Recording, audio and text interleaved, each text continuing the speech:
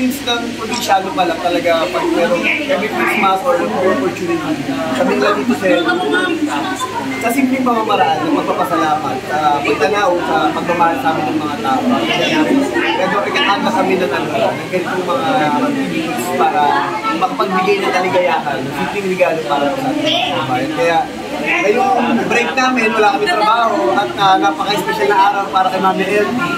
Nagkatagma-tagma po yung schedule namin at napagkakaluan po talaga namin na ito yung araw na magpapasalamat para sa mga tao, sa lahat sa mga support at pagmamahal ng bigay. Ito Sen, sabi mo parang kapwa senior citizen. Siyempre, namamahalin natin yan. Eh, lahat naman tayo pupunta natin yan. Nauna lang ako. Ako rin. Kasali. Pupunta ka na rin. Happy birthday! Ending it with the nanays and tatays. Regalo na, yun na yung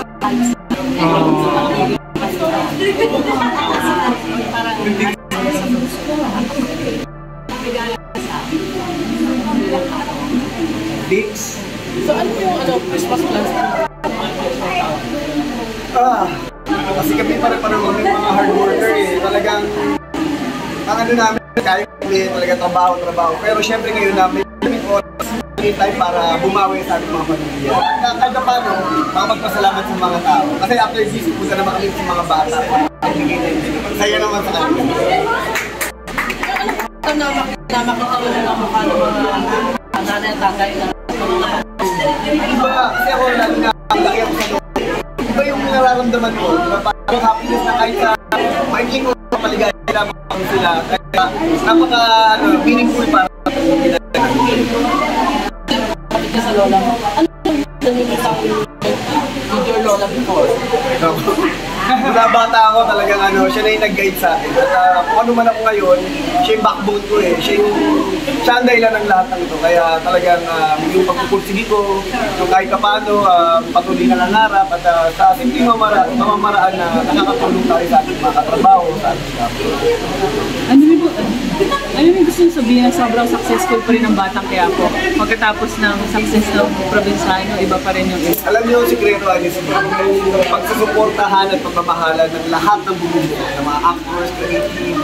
Kasi sabi ko nga, yung gumawa ng probinsyano, kami rin ang gumagawa ng Batang Quiapo. Ang namin yung isa, yung pagkakatuan, saka para sa amin, ginagawa namin ito para sa lahat ng mga Pilipino, para makapagbigay ng saya at inspirasyon sa bawat nakalit ng mga Pilipino.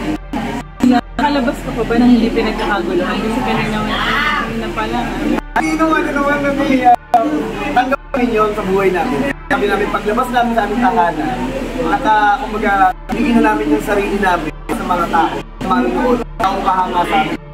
Yung pamamaraan namin para makapagpasalamat.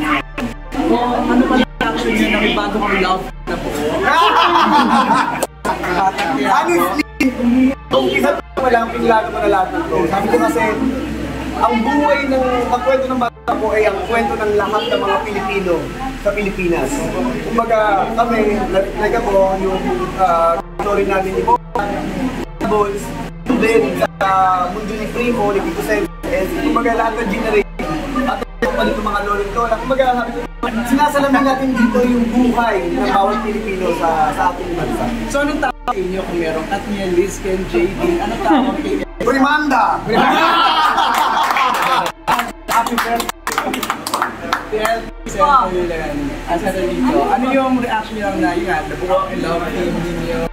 Ay, unang-una, nagpapasalamat ako kay Direk. Kahit po sa probinsya, nabigyan niya ako ng kalapti. Kapwa sila, kaya yun na, parang yung lap team namin para sa mga senior citizen. Meron pa palang kilig. mas nalalim pa kasi marami naman talaga na yung sa kaitaran namin na ngayon pa lang ginagawa ko, paribago na siya sa pagmamahal. Ano reaction doon, Dog Mark? Support lang sa love team, yes. Kaya alam mo kami mga Kenji, sa kwento, sa buhay ng mga tao, ang love story naman o pagmamahalan, in all levels diba? Tanda, bata, sa mga... Kaya sabi ko, kailangan laging may nagre-represent.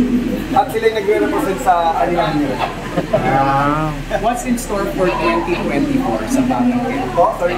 What's in store for 2024 sa Batang Quiapo? Sabi ko nga natutuwa ako kasi kahit December ngayon, nakikita namin at nararamdaman namin na yung support at pagmamahal ng mga tao hindi bumibitiw. Kasi talagang sinisigurado namin na hanggang matapos to dire-diretso, hindi kami bibitiw, hindi namin short yung ano ng mga tao na patuloy yung ganda ng kwento kasi napakaganda talaga ng proseso at sobrang proud na napaka-uhusay lahat ng mga artista. Kaya yung ganda ng kwento, kahit ngayong Kapaskuhan, ngayong New Year, talaga yung pasabog hindi dito. Kaya mas expectin nyo pa sa susunod na taon. Malapit na mag-isang taon ng Batang Quiapo. Ano yung mga plano mo? Ang dami eh. Kasi kung panonoorin natin, halos nagsisimula pa lang yung kwento eh. Kumbaga, pabunga pa lang eh. Next year sigurado, maraming mga complication, maraming mga palitan ng mga conflict or yung istorya. Kaya yun yung mga dapat natin. Balita namin parang kung may plano ko mag-shoot sa abroad. Oo, meron din. Kasi, May para bansa na ba na? May bansa na ba na?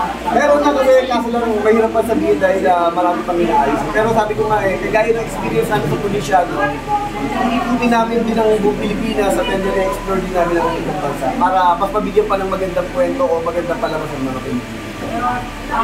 Pero meron ka na bang role sino yung mga artist ang nakapasok? Actually, yun ang problema namin nung panahon ng probinsyano. Kasi halos naubos namin lahat ng mga artista. Ngayon, natututo kami magdahan-dahan nila. Pero sabi ko kung papansinin nyo, natutuwa kami kasi lahat ng mga magagaling ng mga artista, mga character actors, trabaho namin. Kaya nakaka-proud at nakaka-inspired magtrabaho. Dahil nakaka-challenge. Kasi lahat, character lahat pinag-aaralan, nag-prepare para dun sa character nila. Kaya mahirap sa amin as a creator and then sa pag-direct kasi nga, ang gagaling talaga ng mga artista. Alright. Okay na. Thank you!